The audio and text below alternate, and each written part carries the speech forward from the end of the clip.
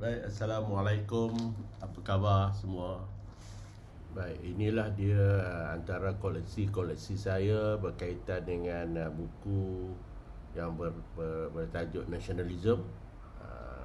Salah satu daripada topik yang cukup saya minati, membicarakan soal semangat kebangsaan, pembentukan semangat kebangsaan, konsep dan definisi. Satu topik yang dekat dengan hati saya. Buku ini menceritakan tentang perjuangan rakyat Malaysia, buku sejarah tingkatan 4 ini. Dan bila kita baca secara teliti buku ini, ada satu bahagian yang menarik untuk kita fahami sejarah yang disampaikan kepada anak-anak kita, iaitu bab yang kedua, iaitu berkaitan dengan konsep nasionalisme. Dalam koleksi saya, antara buku yang paling banyak yang saya kumpulkan adalah berkaitan dengan nasionalisme. Banyak sekali yang saya cuba fahami, sebab nasionalisme adalah salah satu perbahasan yang tidak pernah selesai di negara kita sejak daripada tahun 1920-an, bermula daripada kaum muda masa itu, dan sehingga sekarang kita masih membahaskan apakah bentuk nasionalisme ataupun semangat kebangsaan di negara kita. Banyak buku-buku yang membicarakan soal nasionalisme ini. Ada buku-buku yang sangat baik untuk kita fahami, dan ini buku yang paling kecil, Pak Gelner, juga membicarakan soal nasionalisme. Tetapi nasionalisme yang dibincangkan oleh kebanyakan sarjana barat merujuk kepada konteks ataupun negara bangsa di negara barat yang sebenarnya sangat berbeza dengan negara kita. Kita sebuah negara yang mempunyai sistem kerajaan ataupun sistem peraja. Kemudiannya kita dijajah oleh penjajah oleh barat, dan kemudiannya kita merdeka. Di samping itu juga kita mengalami beberapa peristiwa sejarah, misalnya pendudukan Jepun, begitu juga dengan ancaman komunis. Kita juga berhadapan dengan konfrontasi dengan Indonesia, dan ini semua telah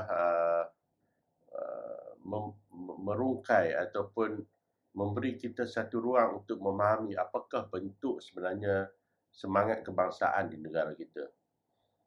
Ada pandangan sarjana, misalnya Profesor Syamsul Amri mengatakan bahawa Malaysia adalah sebuah negara yang belum lagi mempunyai satu bangsa. Walaupun disebut dalam wawasan 2020 kita ingin mewujudkan sebuah bangsa Malaysia dan sebagainya, tapi pandangan daripada sarjana akademik menunjukkan bahawa negara kita belum mempunyai sebuah sebuah bangsa.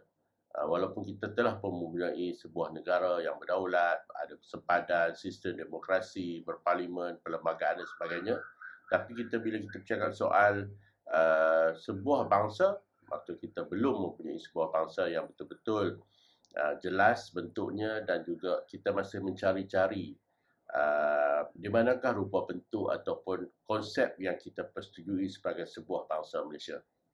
Baik, sebab itu bila kita membaca buku ini, buku teks darjah tingkatan 4 ini, di dalam bab 2 itu membicarakan soal nasionalisme. Dan kita nampak perbincangan yang dikemukakan oleh buku ini tidaklah begitu mendalam, sebab ini adalah untuk pelajar-pelajar sekolah. Tetapi kebimbangan kita adalah apabila pelajar tidak memahami ataupun tidak menguasai asas kepada konsep nasionalisme ini, mereka akan tidak memahami sejarah selepas itu. Misalnya, apakah golongan berhaluan kiri itu nasionalis, ataupun hanya golongan kanan saja nasionalis. Bagaimana pula dengan zaman apabila rakyat di tanah Melayu menentang Jepun? Adakah mereka juga nasionalis? Sedangkan Jepun datang dengan slogan Asia, untuk membebaskan Asia daripada penjajahan.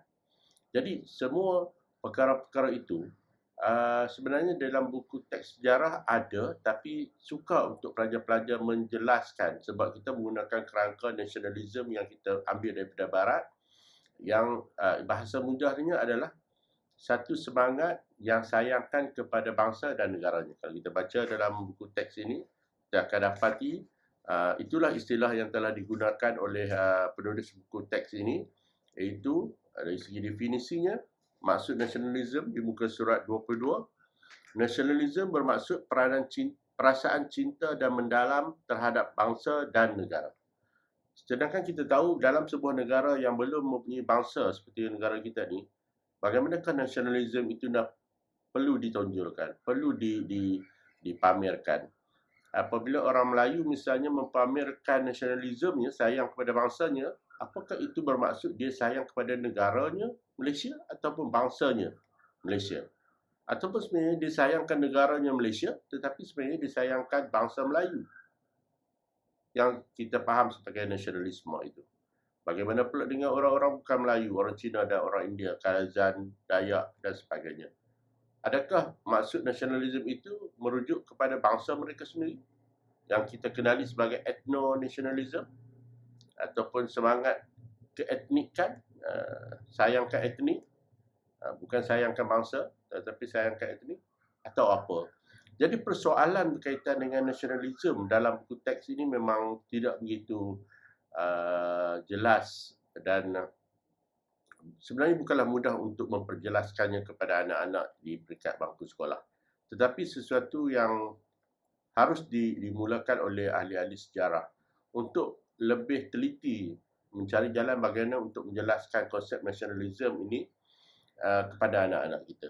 Dan kalau kita baca banyak buku-buku berkaitan dengan nasionalisme ini ataupun nasionalisme ini, kita akan dapati bahawa kebanyakan daripada mereka merasakan ataupun mengambil definisi yang dibawa oleh Barat. Dan saya rasa ini adalah satu pendekatan yang mungkin tidak tepat disebabkan oleh kerangka struktur masyarakat kita dan masyarakat Barat itu sangat berbeza sekali, dan sejarah perjuangan masyarakat Barat dalam membangunkan negara bangsa mereka, nation state mereka juga berbeza dengan negara kita di Tanah Melayu dan kemudian di Persekutuan Tanah Melayu dan kemudian di Malaysia. Ini sebenarnya perbincangan pokok yang harus diteliti oleh pengkaji-pengkaji sejarah ataupun ahli-ahli pendidikan. Bukanlah membesarkan soal-soal haluan kiri, haluan kanan, soal UMNO tidak diberikan penekanan dalam tentang milenial yang saya anggap itu adalah soal-soal polemik yang tidak begitu menguntungkan kita. Tetapi membicarakan apakah rupa bentuk kewajaran nasionalisme yang sepatutnya kita bangunkan dalam negara kita, yang boleh menjadi acuan pemikiran kepada anak-anak kita bila kita mahu mereka mempunyai rasa semangat sayang kepada negara dan bangsa, apakah bentuk yang sepatutnya. Itulah perkara-perkara yang sepatutnya diperbincangkan dan masa yang kita ada digunakan sebaiknya untuk mengukuhkan konsep, definisi nasionalisme itu. Dan satu lagi, patriotisme juga adalah satu konsep yang sebenarnya berbeza daripada nasionalisme. Nasionalisme itu sayangkan bangsanya, patriotisme itu sayangkan negaranya. Itu ada satu konsep yang sangat berbeza. Seseorang mungkin sayangkan negaranya tetapi dia tidak mempunyai semangat nasionalisme, ataupun seseorang mungkin mempunyai semangat nasionalisme yang tinggi tapi belum tentu dia mempunyai semangat patriotisme yang tinggi, sebab dua-dua subjek kepada nasionalisme dan patriotisme itu adalah dua subjek yang memerlukan penekanan ataupun tumpuan yang berbeza walaupun saling berkaitan antara satu sama lain. Baik, jadi hari ini bukan satu ulasan buku, tetapi saya melontar kepada rakan-rakan di luar sana yang berminat dengan pemikiran berkaitan dengan nasionalisme, semangat kebangsaan, patriotisme, kewarganegaraan, untuk mula meneliti dan mencari buah fikiran baru yang lebih segar dalam kita memberi definisi yang lebih jelas tentang konsep nasionalisme kepada negara kita, terutamanya pasca 2018 misalnya, sebab ia membawa satu manifestasi yang mungkin lebih baru berbanding dengan konsep nasionalisme yang dipegang sejak daripada tahun 60-an, 70-an sehingga tahun 1990-an dahulu. Dan inilah yang sepatutnya diperbincangkan oleh ahli-ahli sejarah, oleh ahli politik yang berminat dengan dunia akademik dan juga masyarakat yang dibawa untuk berbincang tentang apakah konsep nasionalisme yang sepatutnya menjadi acuan kepada negara bangsa kita jika kita ingin majukan atau membangunkan sebuah bangsa yang dipanggil sebagai bangsa Malaysia di negara ini. So, jumpa lagi pada waktu yang lain. Terima kasih. Ini sebagai satu lontaran idea, membuka minda supaya kita boleh berfikir sesuatu yang lebih penting daripada hanya sekadar membicarakan soal-soal remeh-temeh polemik yang tidak memberi manfaat kepada rakyat kita. Terima kasih. Jumpa lagi.